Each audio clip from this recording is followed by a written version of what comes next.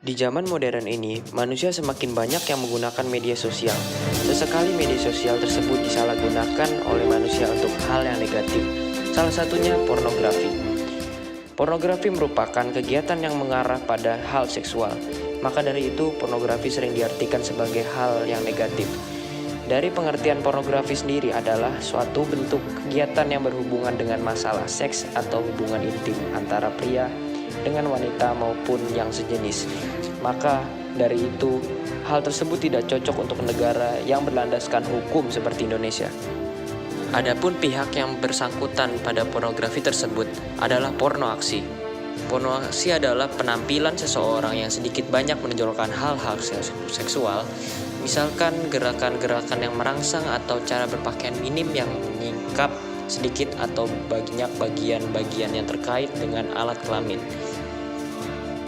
Pada pasal 4 ayat 1 Undang-Undang RI nomor 44 tahun 2008 tentang pornografi itu berbunyi, setiap orang dilarang memproduksi, membuat, memperbanyak, menggandakan, menyebarluaskan, menyiarkan, mengimpor, mengekspor, menawarkan, memperjualbelikan, menyewakan, atau menyediakan pornografi.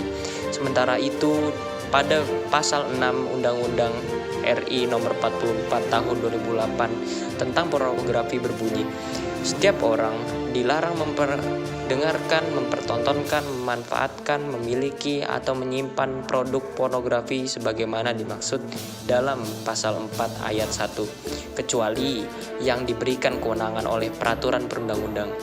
Kemudian di pasal 9 Undang-Undang RI nomor 44 tahun 2008 tentang pornografi berbunyi, setiap orang dilarang menjadikan orang lain sebagai objek atau model yang mengandung muatan pornografi. Alasan setuju dengan pemberantasan pornografi dan pornoaksi dikarenakan hal tersebut. 1. Kerusakan otak.